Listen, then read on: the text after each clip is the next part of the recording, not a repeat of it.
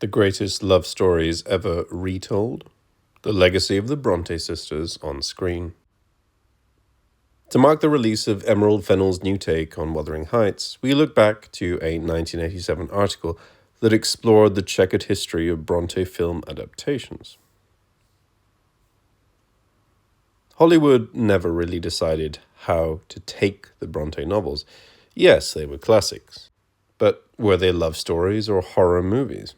First came a clutch of silent Jane Eyres in 1913 with Ethel Grandin and Irving Cummings, in 1915 with Louise Vale and Alan Hale, in 1921 with Mabel Ballin and Norman Trevor.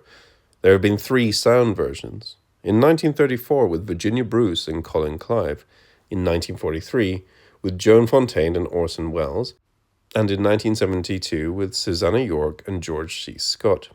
The silent British Wuthering Heights of 1920 had been genteel, but even William Wyler's famous 1939 version with Olivier and Merle Oberon, Sam Goldwyn had envisaged it as primarily a vehicle for her, suffered from an excess of reverence. It was immediately nominated for 4 Academy Awards, Best Picture, Script, Direction, Camera, but only Greg Toland won. And despite being much admired, it didn't start to make a profit until it was reshown. Somewhat rewritten and over-keen to find a 1970 mood and interpretation for what can only be a period piece, the 1970 British remake, directed by Robert Fust, starring Timothy Dalton and Anna Calder Marshall, marked the Z Film Company's first and last effort to enter the big time. It sank without trace. Even the versions of Wuthering Heights by Buñuel, 1953, and Rivette, 1985, which were not afraid to make adjustments for the medium, were dislocated and false to the spirit and intensity of the original. They were interesting failures. In the late 30s, Hollywood had very limited ideas on the sub-earthly and the super-earthly. The sub-earthly meant storm effects of wind and snow, a ghost at the window, and Heathcliff presented as a Byronic hero in the shape of Olivier in his early matinee idol persona, handsome, somber, and monosyllabic. The super-earthly meant a note of sentimentally exalted romance, a love affair dating from childhood, and a final transparency of Heathcliff and Catherine united after death. Perhaps it was too much to ask Wyler's Wuthering Heights to cope with Emily Bronte's Heathcliff and Cathy. Even so, there was no particular reason to require Cathy to take a bath, discreetly of course, on screen, nor for including such immortal dialogue as, "Why aren't you my prince?" from Catherine to Heathcliff. "You are still my queen," Heathcliff to Catherine, and "Why isn't the smell of heather in your hair?" Heathcliff to Isabella.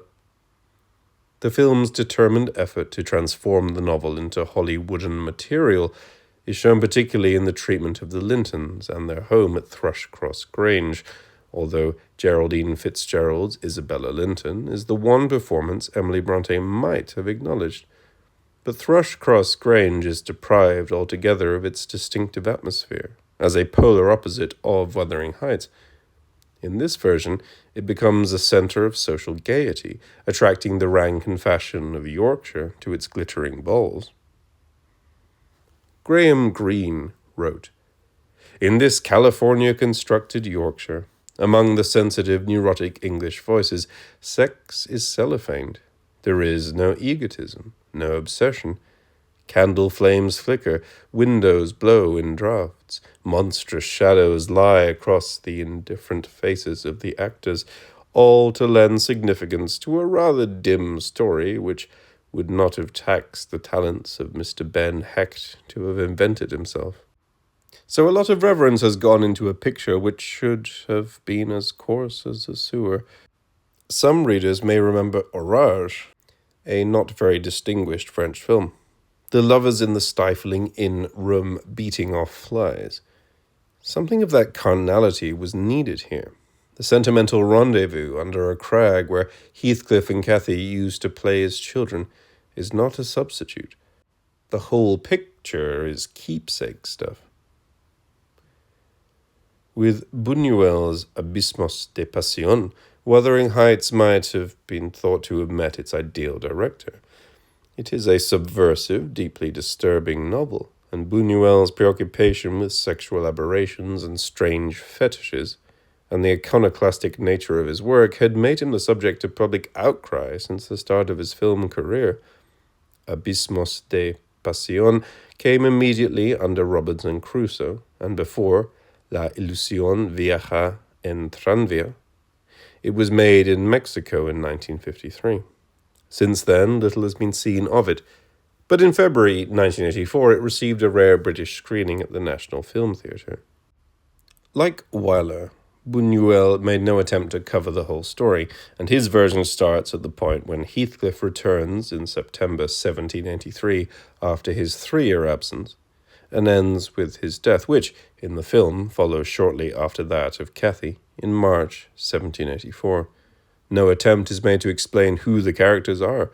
From the beginning, it is clear that Heathcliff and Cathy are in love, but nothing is said to explain Heathcliff's presence. According to Buñuel's autobiography, he and Pierre Unic wrote the screenplay in 1930. Like all surrealists, I was deeply moved by this novel, and I had always wanted to try the movie. The opportunity finally came in Mexico in 1953. I knew I had a first-rate script, but unfortunately I had to work with actors hired for a musical. The actors nevertheless acquitted themselves reasonably well, but the liberties taken with the plot, culminating in Heathcliff's death by shooting at the hands of Hareton Earnshaw, and the transformation of the deeply indigenous Nellie Dean and Joseph into Mexican peasants are hard to take. No use was made of Emily Bronte's great prose. How much better they would have made Wuthering Heights in France, said Graham Greene hopefully in 1933.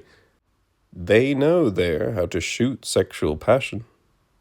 But it was not until 1985 that Jacques Rivette gave us Où le vent, a new version of Emily Bronte's great French novel Les Hôtes de Où le vent. Rivette previously avoided adaptations of classic books, following a troublesome time with Diderot's La Religieuse in 1965, but his return to a set text after years of improvised meanderings was not a capitulation to mainstream cinema. He remained his own intransigent master. The setting for Où le vent was transferred from the Yorkshire moors to central Provence in the 1930s. Catherine kept her original name, but Heathcliff became Rush. The brute monosyllable was entirely appropriate, for Rivette had no truck with romantic ardor or gothic mystery. His characters expressed themselves through yells, scowls, punches, pummels, and the odd fit of biting, while his young, unknown, and overstretched performers thus cavorted. Rivette adopted a lordly, objective, directorial style, only occasionally shaping events with a flourish. Scenes like the couple's first mad dash across the parched summer landscape and a suggestive conversational encounter across a billiard table hinted at the stark passions waiting to be unleashed, but the film's clinical style and inexperienced performers successfully conspire to batten them down. An article in Cahiers du Cinéma revealed that Rivette claimed to have found inspiration for his film in the Polish illustrator Baltus's stark, violent illustrations to Wuthering Heights, 1933. And certainly a film shot can use or bring to mind a well-known painting, as in a tableau vivant. But the allusion to a painting is always ambiguous in film. When we see some element we recognize as like a picture, the very fact means that the flow stops short, which is just what happens in Où le vent. I do not know if it was intentional, this working like a zoom lens cameraman, breaking off from the narration for a second to stop and look at some still life, but the effect was to interrupt the action and deflect the narrative continuity. For the nearest equivalent to Wuthering Heights in film, we have to turn to Truffaut. The resemblance of the plot and theme of Jules et Jim, 1961, and Deux Anglaises et le Continent, 1971, to the first part of Wuthering Heights is striking, although the novel was only read by author Henri-Pierre Rocher after the real-life events recorded in his diaries on which he based his books. These two triangular films, one about two men and the woman they worship, the other about two English girls and the young Frenchman who introduces them to passion, hold Brontë echoes everywhere, although Kate in Jules et Jim is confusingly, for Wuthering Heights purposes, named Catherine by Truffaut. Kate's husband, Jules, is gentle with bookish leanings like Edgar Linton, while Jim, a writer, is passionate, hard, and violent like Heathcliff. The film is entirely an examination, in Jim's words, of what people call love. Kate, with her dazzlingly original character, she is friend, lover, mother, and spoiled child, is seen by Rocher as woman in essence. Emily Brontë has none of this fascinated respect for her heroine, whose self-centered behavior is carefully placed by Nellie Dean, the narrative structure, and the very different example of her daughter. Rocher and Truffaut pessimistically show Kate's daughter instinctively repeating her mother's attitudes. Truffaut, too, although he leaves moral speculation largely to the audience, provides an acerbic narrative frame for the heavily symbolic freeze frames of Kate's archaic smile with its untrammeled romanticism. Voice off.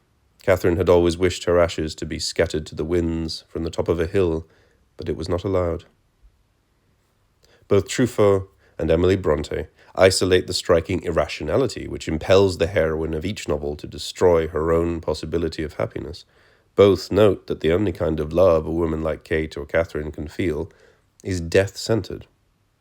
The strength of the film lies in Truffaut's ability to evoke a civilization made by men which is indestructible by woman, a point at which Jules et Jim is more subtle than Wuthering Heights, where the ill will between Edgar and Heathcliff is dramatically commonplace. Nevertheless, the film omits the physical violence of Rocher's novel, and is thus more suave and less disturbing than either its source or Wuthering Heights. Deux Anglaises was finally described by Truffaut as not a film on physical love, but a physical film on love. The characters do not permit their passion autonomy, just as the director will not permit the story to tell itself. It is closely controlled by Truffaut, Rocher, Claude's narration and language. Claude is an art critic who is also a critic of life, his own included.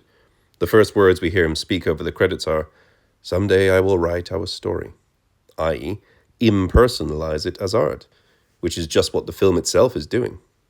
Muriel, the deep-voiced, farouche, almost masculine Emily Brontë-like character, says that it is not love, but the incertitude of love that disturbs life. Claude's response is the certitude of words as text. Rows of copies of Les Deux Anglaises et le Continent, the book, are presented from different angles, the camera moving ever closer, the rhythm of the cutting imputing a heartbeat to the object. And all along, Truffaut uses Brontë parallels to give direction to Rocher's diffuse novel. The liberating impact of Claude, Le Continent, on Anne and Muriel reflects the effect of Brussels on the Brontë sisters, forcing Charlotte into love and Emily into reconsidering her melodramatic Byronic daydreams. Claude's frequent passivity in the face of Anne, Muriel, Mrs. Brown, and his mother, compare Bramwell. Muriel's mysterious quality, absolute, untouchable, and self-contained, compare Emily.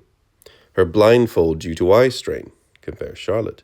Anne Brown's death in the film from tuberculosis instead of the marriage and 4 children Rocher gives her, compare Emily Brontë. The brief shot of Branwell's portrait of Emily in the Brown home.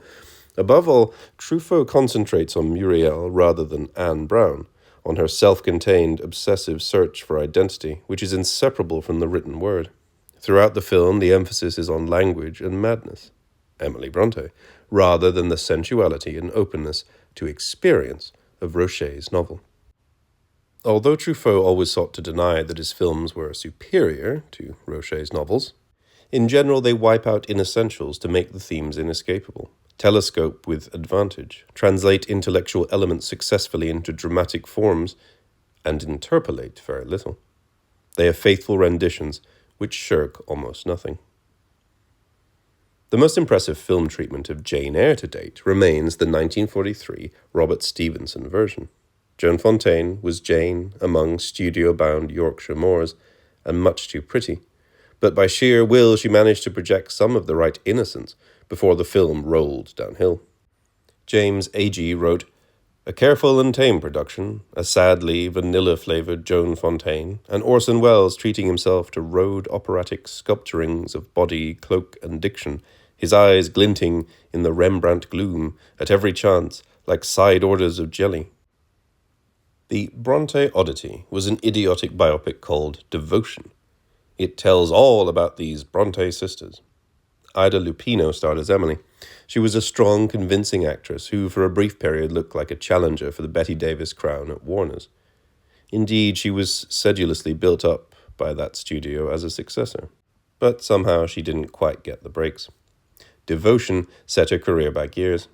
In 1946, in the wake of the successful Hollywood versions of Wuthering Heights and Jane Eyre, Warner's released, or let escape, the film Curtis Bernhardt had made 3 years earlier, Devotion. Unfortunately, it was never made clear who was devoted to whom or what, unless it was Curate Paul Henrid, an object of passion for Charlotte, Olivia de Havilland, Emily Lupino, and Anne Nancy Coleman. They all wrote novels and had a drunken brother called Bramwell, Arthur Kennedy. An excuse was found to give the curate, the Reverend Nichols, an Austrian accent, and the whole piece was set off by Emily's recurrent dream of death as a silhouetted man on horseback. Despite, or because of, its strange conceits, Devotion still appeals to lovers of kitsch movies. After all, it does contain one of the screen's immortal exchanges. As Charlotte is walking with Sidney Greenstreet, they meet a man. "Good morning, Mr. Thackeray." "Good morning, Mr. Dickens." By a strange coincidence, Dickens was also introduced, as the author of Mugby Junction, into André Téchiné's bold but pathetic Les Sœurs Brontë, 1978. It was a brave, dramatic dead end to focus on Bramwell's doomed affair with his employer's wife, Mrs. Robinson. Vieille mère phallique à la crinière rousse. K.A. But on film, as in life, this commonplace, consummated love sorted oddly with the sisters' stern asceticism, embodied, as in Devotion, by strange conceits. Isabelle Adjani, Emily, stalks the moors in drag. Charlotte, Marie-France Pizier, smiles a lot but prefers to see nothing rather than wear glasses. Her father grimaces madly. At intervals, a noble golden light, denoting literary genius, bathes the screen. Étrange Trinité.